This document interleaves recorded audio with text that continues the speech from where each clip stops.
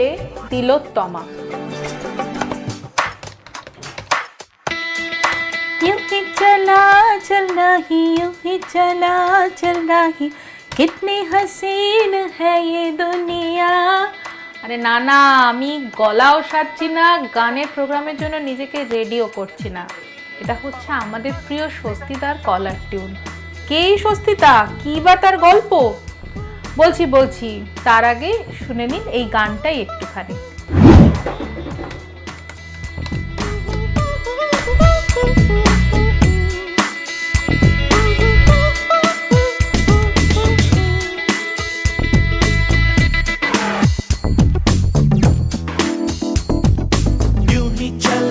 चल रही यूं ही चला चल रही, कितनी हसीन है ये दुनिया।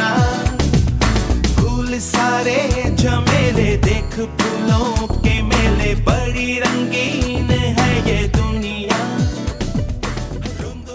আমাদের আজকের গল্পের হিরো স্বস্তিদারও জীবনের মূল লক্ষ্য হলো এই গানটি। পায়ের তলায় যেন ওনার চাকা লাগানো। একটু সুযোগ পেলেই বউ মেয়েকে নিয়ে বগল দাবা করে বেরিয়ে পড়েন ঘুরতে।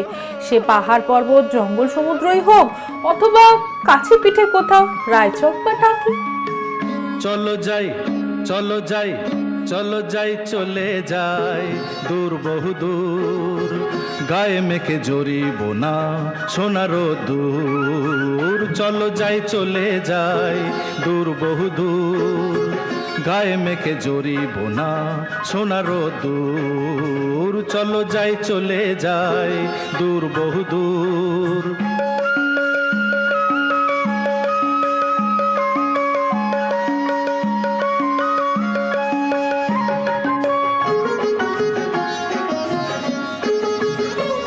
এবারেও বিবাহ বার্ষিকী উপলক্ষে একটু সময় সুযোগ করে অফিসের কাজের ফাঁকে বেরিয়ে পড়লেন স্ত্রী ও মেয়েকে নিয়ে ঘুরতে।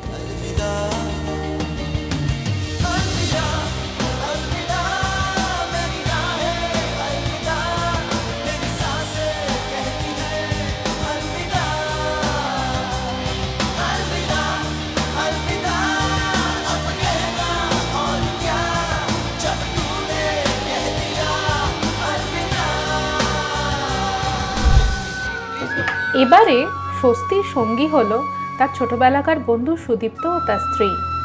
চারজনে মিলে ঘুরতে বেরিয়ে পড়ল। সারা দিন টোটো করে ঘোরবার পর সন্ধেবেলায় শুরু হলো রিসর্টের বাগানে ক্যাম্পফায়ার, গান, আড্ডা।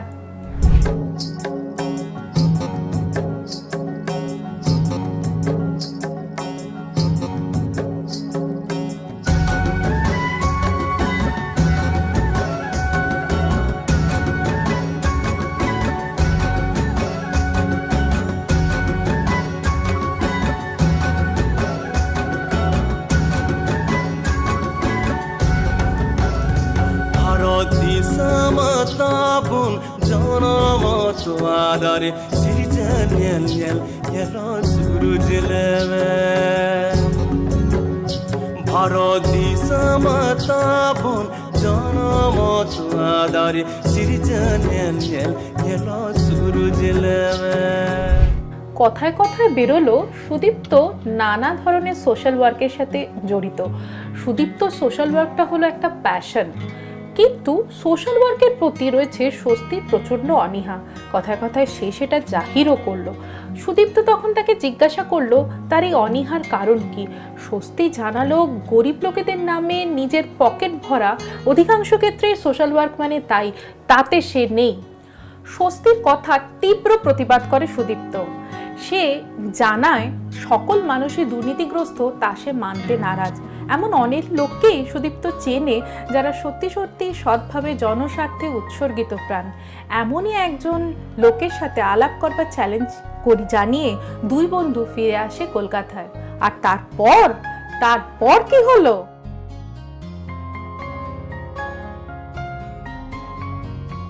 দাদা, আমরা জানি রাজনীতি আপনার ধ্যান জ্ঞান প্রাণ, তো এত রকমের পেশা, এত রকমের জীবিকা, এত রকমের কর্মকাণ্ড থাকতে হঠাৎ রাজনীতিতে আপনার কিভাবে কখন আসা? একটা কথা একটু আপনাকে প্রথমে বলে দিই, রাজনীতি করতে আমি ভালোবাসি, কিন্তু রাজনীতি আমার পেশা নয়। আমার পেশা হলো ওকালতি, আমার বাবাও উকিল ছিলেন, আমার ঠাকুরদাও উকিল ছিলেন। আমি আইনজীবী হিসাবে 33 বছর আলিপুর কোর্টে ওকালতি করছি এবং আইনজীবীদের যে সর্বোচ্চ সংগঠন তারও আমি 24 জন সারা বাংলা, তার মধ্যে আমি একজন নির্বাচিত প্রতিনিধি bar council of West Bengal. কিন্তু রাজনীতির প্রতি আমার একটা ছোটোবেলা থেকে একটা আকর্ষণ ছিল। আমরা এই কসবার মানুষ, তখন সবে আমি মাধ্যমিক পরীক্ষা পাশ করেছি 78 সাল। তখন মধ্য গগনে মার্ক্সবাদী কমিউনিস্ট পার্টি, তখন নানান ধরনের জিনিস চোখের সামনে হতো যেগুলো আমার ঠিক মনোমতো হতো না। মানে মনে হতো যে এরা শাসক পার্টি, এরা আমাদের উপরে, এলাকার মানুষের উপরে অত্যাচার করতো বা জুলুমবাজি করতো, যেটা আমি মন থেকে মানতে পারতাম না। যার ফলে আমি তখন থেকে একটা সিদ্ধান্ত নিয়েছিলাম স্কুলের পড়ার প্রায় ক্লাস 9-10 থেকে, যে আমি যখন আমার অধিকার আসবে ছাত্র রাজনীতি করবা তখন আমি করবো। এবং তারপরে 78-এর পরে আশুতোষ কলেজে ভর্তি হই এবং আশুতোষ কলেজে ভর্তি হওয়ার পরের থেকেই আমি আমার হাতে করি রাজনীতি। তার মানে কলেজ জীবন থেকে আমরা শুরু ধরে নিতে পারি আপনার এই রাজনীতির পথ চলা। যখন আপনি দায়িত্ব পেলেন এই পদের, তখন কি কি সমস্যা বা কি কি চ্যালেঞ্জেস আপনি ফেস করলেন? মানে আমি যখন কলেজের রাজনীতি করি তখন আমি কলেজের ছাত্র সংসদের প্রথমে ক্লাস প্রতিনিধি, তারপর সহ সাধারণ সম্পাদক, তারপরে কালচারাল সাংস্কৃতিক সম্পাদক, তারপরে কলেজের স্টুডেন্টস ইউনিয়ন পরিচালনা করা, তারপর দক্ষিণ কলকাতা জেলা ছাত্র পরিষদের অবিভক্ত আনডিভাইডেড ছাত্র পরিষদে আমি প্রেসিডেন্ট হই, যেটায় অশোক দেব যখন স্টেটের প্রেসিডেন্ট ছিলেন। তারপরে আমি তাপস রায়ের কমিটিতে আমি স্টেটের জেনারেল সেক্রেটারি। তারপরে যখন তৃণমূল ছাত্র পরিষদ তৈরি হলো তখন মমতা বন্দ্যোপাধ্যায় তৃণমূল গঠনের করলেন, যে বাংলার ছাত্র সংগঠনের দায়িত্ব আমাকে দায়িত্ব দিলেন। তারপর আমি আর অরূপ বিশ্বাস প্রথমে যৌথ আহ্বায়ক হিসাবে ছিলাম, পরে আমি তৃণমূল ছাত্র পরিষদের সভাপতি হই। সুদীর্ঘ 8 বছর আমি সারা বাংলার তৃণমূল ছাত্র সংগঠনের সভাপতির দায়িত্ব পালন করেছি। দাদা, এলাকার দায়িত্বে আপনি কিভাবে এলেন? আমি তৃণমূল ছাত্র পরিষদের সভাপতি ছিলাম, তৃণমূল যুব কংগ্রেসের রাজ্যের ওয়ার্কিং প্রেসিডেন্ট হয়েছি, এখনও পশ্চিমবঙ্গ তৃণমূল কংগ্রেসের আমি প্রায় 9 বছর ধরে আমি সাধারণ সম্পাদক। তো কিন্তু আমি নির্বাচনের প্রতিদ্বন্দ্বিতা করি 2005 সালে। আপনারা জানেন 2004 সালে লোকসভা নির্বাচনে তৃণমূল কংগ্রেস একটা আসন পায়। তার আগে 98, 99-তে 8টা 9টা করে তৃণমূল কংগ্রেস এখানে এমপি সিট জিতেছিল। কিন্তু লোকসভায় 2004 সালে তখন এনডিএতে আমরা ছিলাম, এটা একটা আসন হয়ে যায়। তখন অনেকেই আবার আমাদের থেকে দূরে সরে যাওয়ার চেষ্টা করে, অনেকে স্লোগান বা বিদ্রুপ করে বলতেও থাকে যে নয় যখন এক হয় মায়ের কথা মনে হয়, এসব বলে আমাদেরকে নানান ধরনের কথা বলার ছিল। কিন্তু তখন আমি ছাত্র সংগঠনের সভাপতি এবং যুব সংগঠনের সভাপতি তখন মদন মিত্র, তো আমরা একসাথে একটা স্লোগান তুলেছিলাম যে একের সঙ্গে 41-এর লড়াই, চলো আমরা ঘুরে দাঁড়াই। এবং তারপরে আপনারা জানেন আজকে আমরা তৃণমূল কংগ্রেস দাঁড়িয়েছে। এবং 2005-এ আমি যখন সুযোগ পেলাম তখন তৃণমূল কংগ্রেসের জোড়া ফুলের প্রতীকের বিরুদ্ধে কিছু কিছু জায়গায়, আমিও যে জায়গা থেকে জিতেছিলাম, তখন ঘড়ি নিয়ে কিছু লোক দাঁড়িয়ে গেছিলো। তারা এখন আবার আমাদের সাথে সব এসে গেছে, কিন্তু তখন ওরা ঘড়ি দিয়ে দলটাকে ভাঙবার চেষ্টা করেছিল। কেউ ঘড়ি, কেউ জোড়া পাতা, এই ধরনের সিম্বল নিয়ে লড়েছিল। কিন্তু আমি যে বছর 2004 সালে 2005 সালে প্রথম কাউন্সিলর হই 90 নম্বর ওয়ার্ডে, তখন আমার আশেপাশের এলাকায় যারা তৃণমূলের কংগ্রেসের আমাদের মতোই প্রথম দিন থেকে যারা আছে, তার মধ্যে অনেক প্রতিষ্ঠিত নেতাও কিন্তু ওই ঘড়ির কাছে বা জোড়া কাটার কাছে জিততে পারিনি। কিন্তু তখন ওই বেল্ট থেকে ইভেন সেইবার নির্বাচনে অনেকের নাম আমি বলতে চাই না, মানে বললেও তারা সব মন্ত্রী হয়েছেন, তারাও তখন ওয়ার্ডের কাউন্সিলরে দাঁড়িয়েছিলেন। তারা কিন্তু ওয়ার্ড থেকে সেইবারে সেই ইলেকশনটায় জিততে পারেননি। তার আগে কিন্তু আমাদের পৌরসভার বোর্ড ছিল তৃণমূল কংগ্রেসে। আমি ওই বড় আট বা ওই চত্বর থেকে আমি ঘড়ির প্রার্থীকে হারিয়ে প্রথম আমি, এবং যিনি প্রার্থীকে আমি যে প্রার্থীকে হারিয়েছিলাম তিনি আজকের ডেটে বেঁচে থাকলে তিনিও খুব মানে জাতীয়তাবাদী রাজনীতির নামজাদা পরিচিত মুখ ছিলেন। আমি প্রথম জিতি 90 নম্বর ওয়ার্ডের কাউন্সিলর হিসাবে 2005 সালে। তারপর 2010 থেকে 2015 আমার ওয়ার্ডটা মহিলা সংরক্ষিত হয়। তখন চৈতালি চট্টোপাধ্যায় আমার সহধর্মিনী, তাকে দল থেকে নমিনেশন দেয়, তিনিও জয়ী হন ব্যাপক ভোটে, আমার থেকে চৈতালি বেশি ভোটে জেতে। তারপরে আবার 2015-তে যখন আমাদের পৌরসভা নির্বাচন হলো তখন আমাকে 90 নম্বর ওয়ার্ড থেকে আমি পুনরায় জিতেছিলাম। এবং 90 নম্বর ওয়ার্ড থেকে জেতবার পরে আমাকে মমতাদি বড় কমিটির 8 নম্বর বড় চেয়ারম্যান করলেন। পরবর্তীকালে আমি মেয়র পরিষদের দায়িত্ব পাই। আর এখানে 2021 সালে এই 91 নম্বর ওয়ার্ড থেকে আমি প্রতিদ্বন্দ্বিতা করি, যে ওয়ার্ডটা স্বাধীনতার পরে কোনোদিন কোনো জাতীয়তাবাদী প্রার্থী এখান থেকে জিততে পারিনি, সেই ওয়ার্ডে আমি প্রতিদ্বন্দ্বিতা করতে এসে এখানে বামফ্রন্টকে পরাজিত করে আমি প্রথমবার এখানে জোড়া ফুল বা তেরঙ্গা পতাকা হাতে কাউকে নির্বাচিত করার সুযোগ হয়েছে, আমি সুযোগ পাই মমতা বন্দ্যোপাধ্যায়ের প্রার্থী হিসাবে। তো আমি 2005 সালে বামফ্রন্টকে, কংগ্রেসকে, ঘড়িকে সবাইকে হারিয়ে জিতেছিলাম। 2015তেও আমি বামফ্রন্ট এবং কংগ্রেসকে হারিয়ে জিতেছিলাম। আর 2021-এ এই 91 যেটা কসবার দুর্গত অঞ্চল, যেখানে বহু খুন হয়ে গেছে 33 বছরে, এখানে কসবায় এমন জায়গা আছে, কুমোরপাড়া, কলবাড়ি, বৈকুণ্ঠ ঘোষ রোড, বড় বাগান, এখানে এমন এমন জায়গা আছে যেখানে আমাদের প্রায় শতক 100-র বেশি জাতীয়তাবাদী আন্দোলনের কর্মীকে মার্ক্সবাদী কমিউনিস্ট পার্টির হাতে খুন হতে হয়েছিল। সেখানে দাঁড়িয়ে আমি মমতা বন্দ্যোপাধ্যায়ের প্রার্থী হিসাবে 2021 সালে এটা প্রথমবার এখানে তৃণমূল কংগ্রেস জয়ী হয়। আমি এইভাবে এই জাতীয় পরিষদীয় বা আপনি যদি বলেন পৌর প্রতিনিধি হিসাবে পুরো রাজনীতির সঙ্গে জড়িয়ে পড়ি।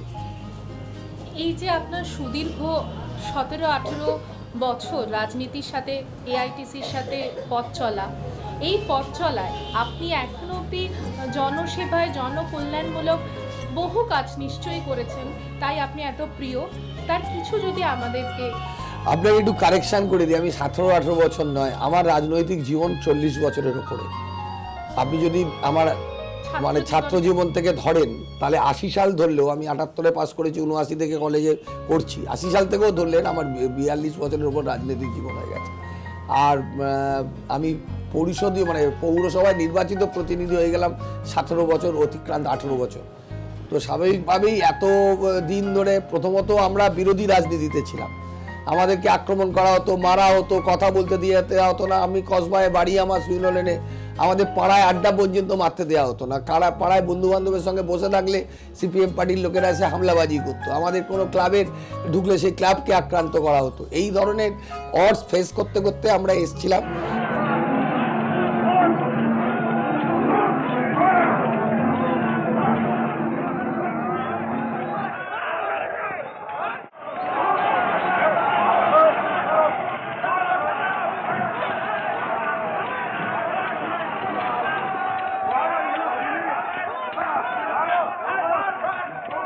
যেহেতু বিরোধী রাজনীতি করতাম এই বেল্টে, তখন বিরোধী রাজনীতি করার সীমাবদ্ধ কিছু ছেলে ছিল, সীমিত কিছু ছেলে ছিল, যার ফলে সারা বাংলাতে যেরকম আমাকে চিনত, এলাকাতেও মানুষ, আর আমি একটু বক্তৃতা দিতে পারি বলে লোকে একটু চিনে যেত, আমাদেরকে রেসপন্স করতো এবং মনে করতো যে তারা কাজ করবে। এবং আপনি দেখবেন যে আমি যখন জনহিতকরের কাজে নেমেছিলাম, আমাদের আগের যে পুরনো ওয়ার্ড 90 নম্বর ওয়ার্ডের 55 তলার আগের যে অবস্থান, তাদের যে আর্থসামাজিক অবস্থা যেটা আগে ছিল, আজকে গিয়ে আপনি দেখবেন ওখানে কিন্তু আর্থসামাজিক অবস্থার মমতাদির ইন্সপিরেশনেই আমরা এত কাজ করেছি। সেখানে ঘরে ঘরে এখন ছেলেরা পড়াশুনো করে, কাজকর্ম করে, তারা সৎ পথে তাদের জীবিকা নির্বাহ করার জন্য কেউ হয়তো গাড়ি চালায়, কেউ হয়তো একটা ক্লার্কের কাজ করে, কেউ হয়তো একটা ডাটা অপারেটরের কাজ করে। ইভিন মহিলারা যারা আমার সহকর্মী, যাদেরকে আমি আমার ঘরের মনে করি, তারা লোকের বাড়িতে পরিচারিকারও কাজ করে। সুতরাং কাজ করাটা ছোট বড় আমি ধরি না, তারাও মানুষ হিসাবে কাজ করে, আমি তাদের বন্ধু হিসাবে, ভাই হিসাবে, দাদা হিসাবে ওদের সাথে আছি, তার ফলে হয়েছে। এবং তারপরে আরও অনেক সমস্যা ছিল। আগে 55 তলায় দেশপ্রিয় পার্কে, লেক রোডে রাস্তায় জল দাঁড়াতো।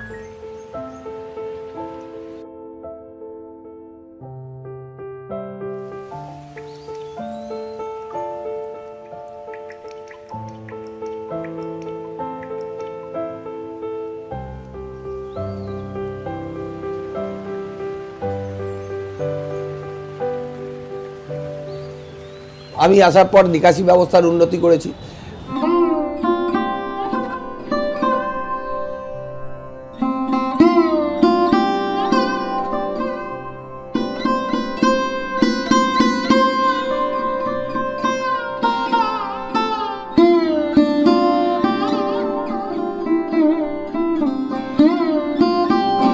পঞ্চাননতলা বস্তি এলাকায়, কাকুলিয়া বস্তি এলাকায়, বালিগঞ্জ স্টেশন রোডের বস্তি এলাকায় 2 নম্বর লেক ক্যাম্পে আজকে জল, রেশন বিভিন্ন অবস্থায় আমরা পৌঁছে দিয়েছি।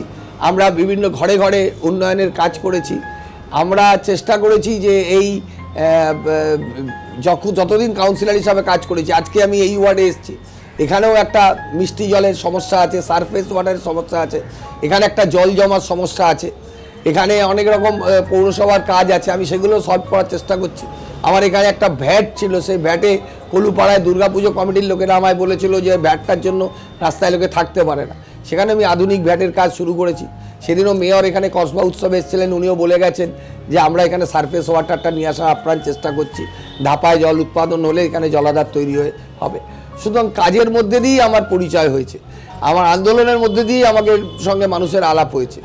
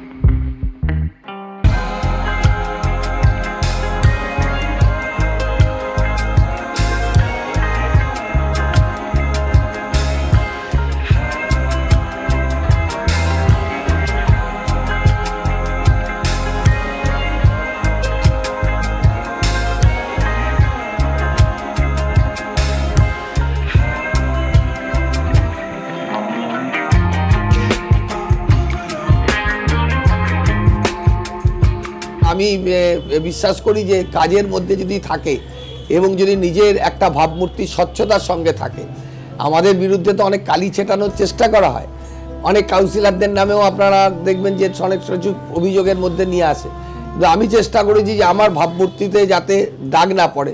আমি সহকর্মীদের বলি যে আমার দেখো রাজনীতিটা পেশারা, আমি আলিপুর কোর্টে ওকালতি থেকে আমার যা উপার্জন হয় তাতে আমার ভগবানের আশীর্বাদে আমার একটাই সন্তান, আমার স্ত্রী, আমাদের সংসার চলে যায়, কিন্তু আমি এমন কিছু কাজের সঙ্গে নিজেকে জড়াতে চাই না যাতে নিজের ভাবমূর্তি কোনো জায়গায় ক্ষুণ্ণ হয়।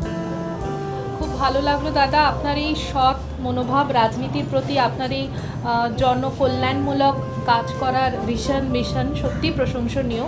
আমরা জানতে চাইবো এই মুহূর্তে আপনি আর কি কি কাজের কথা মাথায় রেখেছেন, যেগুলো আপনার আপকামিং কর্মসূচি আসতে চলেছে সেরকম মানে কাজের তো শেষ নেই। আমি তো এত ড্রেনেজ সিস্টেমের ডেভেলপমেন্ট, এত বাথরুম, এত পেভমেন্ট, এত লাইটিং, এত কাজ তো করেছি আমার পূর্বতন ওয়ার্ডে। এই ওয়ার্ডেও আগে হলুদ লাইটে 6 লাখ ছিল, এখন সাদা লাইট আমরা করে দিয়েছি। কলুপাড়ায় একটা ভ্যাট, আমি 1 বছর এখানে কাউন্সিলর হয়েছি, ওটাও আধুনিক ভ্যাট করার চেষ্টা করছি। কিন্তু দুটো কাজ আমি এই আমাদের 23 তারিখে 90 নম্বর ওয়ার্ডের ওখানে ব্লু স্টার প্যাম্পিং স্টেশন হবে, যাতে ওখানেও এই লোকে বৃষ্টি জল পেতো না, সারফেস ওয়াটার পেতো না, ওখানে টিউবওয়েলের জলে নিত। তো ওখানে আমি একটা সিএলটি পার্ক আমরি হসপিটালের পাশে ওখানে একটা পার্কে আমরা করেছি, সেটা 23 তারিখে মেয়র উদ্বোধন করবেন 23শে ফেব্রুয়ারি। ঠিক একইভাবে আমার একটা এখানে আপ্রাণ চেষ্টা থাকবে, দুটো সমস্যা আমি ফোকাস করতে চাই। একটা হলো সারফেস ওয়াটারের সমস্যা, মিষ্টি জলের সমস্যা, এটা চেষ্টা করব যতটা সম্ভব এটাকে পৌঁছে দেওয়া। আর সেকেন্ড যেটা আমার কাছে একটা মশা আছে, এখানে জল দাঁড়ানোর একটা সমস্যা আছে। এখানে রাস্তায় বৃষ্টি হলে বর্ষার সময় কমলা পার্ক বলে একটা জায়গা আছে, কলুপাড়া আছে, ব্যানার্জি পাড়া আছে, ঘোষাল পাড়া আছে, বিভিন্ন পকেট আছে যেখানে জল, এবং আমি সেদিন কলবাড়িতে ওখানে একটা কাজ করলাম বিবিচারের জন্য, যে জল দাঁড়াতে জল প্রায় 15 দিন 20 দিন পর্যন্ত দাঁড়িয়ে থাকে। এটা নিয়েও আমি মেয়রের সাথে আলোচনা করেছি, মেয়র পারিষদ তারক সিং আছেন ড্রেনেজের, তার সাথে আলোচনা হয়েছে। আমরা CC1 এখানে একটা খাল আছে কায়স্থপাড়ায়, সেইখানে যদি ওটাকে খালটাকে আমরা সংস্কার করতে পারি, সেটা অবশ্য রাজ্য সরকারের সেচ দপ্তর, তাহলে এখানে জলটা ডিউরেশন কম হবে।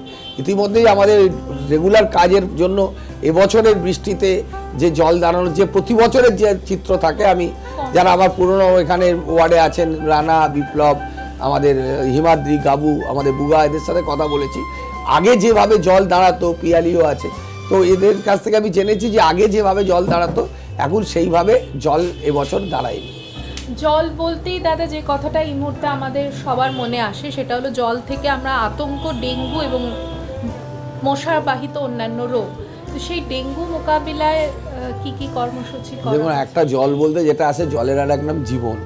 আমি যখন বিরোধী দলের কাউন্সিলর ছিলাম তখন বামফ্রন্টের পৌর বোর্ড কলকাতার লোকেদের উপর ওয়াটার ট্যাক্স ইম্পোজ করতে গেছিল। আমরা কিন্তু তখন, আমি বিরোধী দলের কাউন্সিলর, আমি বক্তৃতা করেছিলাম, বিকাশ ভট্টাচার্য তখন মেয়র ছিলেন।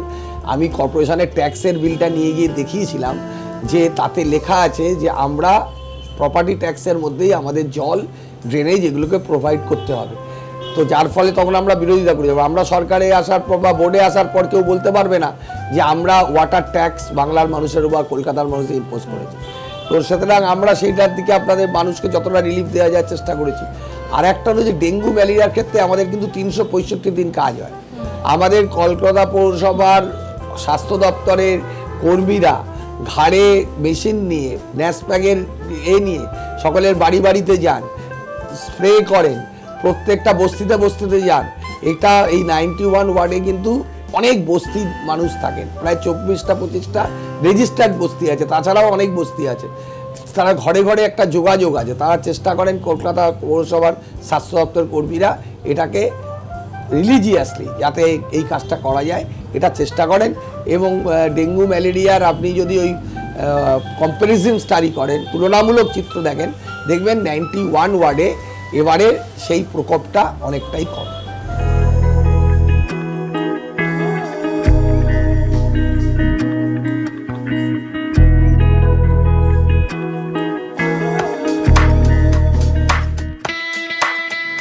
ইস, সময় যেন থেমে থাকতে চায় না, ঘড়ির কাঁটা শুধুই দৌড়চ্ছে।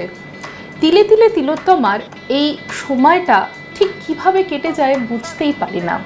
তবে কথা দিলাম, পরের পর্বে নিশ্চয়ই ফিরব এই মানুষটার সাথেই, তার অজানা কথাগুলো সঙ্গে নিয়ে। ততদিন চোখ রাখুন ট্রাইব টিভির পর্দায়। সুস্থ থাকবেন, ভালো থাকবেন।